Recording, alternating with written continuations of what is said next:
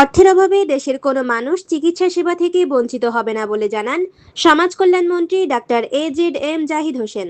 তিনি বলেন, বর্তমান সরকার অসহায়, দরিদ্র ও সুবিধাবঞ্চিত মানুষের পাশে রয়েছে। ঢাকায়, রংপুরে, দিনাজপুরে কিংবা নিজ এলাকায় যেখানেই প্রয়োজন হোক, চিকিৎসা সহায়তা নিশ্চিত করতে সরকার সর্বাত্মক সহযোগিতা করবে। শুক্রবার ২৬ জুন বিকেলে দিনাজপুরের নবাবগঞ্জে উপজেলা প্রশাসনের আয়োজনে উপজেলা অফিসার্স ক্লাবে বিশেষ অনুদানের চেক, ত্রাণ সামগ্রী ও জিআর চাল বিতরণ অনুষ্ঠানে প্রধান অতিথির বক্তব্যে তিনি এসব কথা বলেন। সমাজ কল্যাণ মন্ত্রী আরও বলেন, আমরা একটি সুন্দর, নিরাপদ ও সুশৃঙ্খল নবাবগঞ্জ গড়ে তুলতে চাই।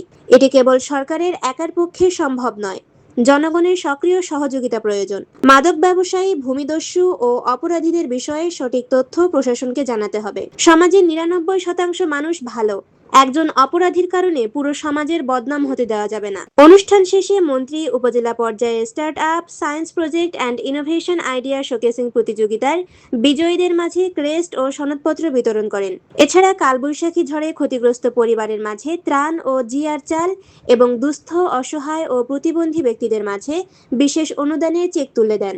উপজেলা নির্বাহী অফিসার বিধানকান্তি হালদারের সভাপতিত্বে অনুষ্ঠানে উপস্থিত ছিলেন নবাবগঞ্জ বিরামপুর সার্কেলের সহকারী পুলিশ সুপার হারিস উদ্দিন, নবাবগঞ্জ থানার অফিসার্স ইনচার্জ আব্দুল কুদ্দুস, উপজেলা মহিলা বিষয়ক কর্মকর্তা মোশাররত জাহান, উপজেলা মাধ্যমিক শিক্ষা কর্মকর্তা দীপক কুমার বণিক, উপজেলা সমাজসেবা কর্মকর্তা শুভ্র প্রকাশ চক্রবর্তী, জনস্বাস্থ্য প্রকৌশল অধিদপ্তরের কর্মকর্তা ফয়েজ ইমতিয়াজ, নবাবগঞ্জ উপজেলা বিএনপির ভারপ্রাপ্ত সভাপতি তরিকুল ইসলাম, ভারপ্রাপ্ত সাধারণ সম্পাদক ইকবাল হোসেন সহ বিভিন্ন সরকারি দপ্তরের কর্মকর্তা কর্মচারী এবং বিএনপি ও অঙ্গ সংগঠনের নেতাকর্মীরা। যারা দুস্থ, পয়সার জন্য চিকিৎসা করাতে পারছেন না, তাদেরকে ঢাকায় হোক আর রংপুরে হোক, দিনাজপুরে হোক, নবাবগঞ্জে হোক আর আপনার বাড়িতে হোক, তার চিকিৎসা সহায়তা বর্তমান সরকার আপনার পাশে থেকে আপনাকে করবে।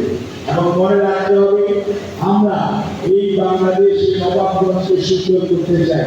আর সুন্দর থাকতে হলে সবচেয়ে বড় জিনিস যেটা, আপনাদের সহযোগিতা লাগবে। আপনাদের সহযোগিতা ছাড়া সুন্দর বা সুশৃঙ্খল ভালোভাবে কিছু দেখা যাবে না। আগে আপনাদের সহযোগিতা কি?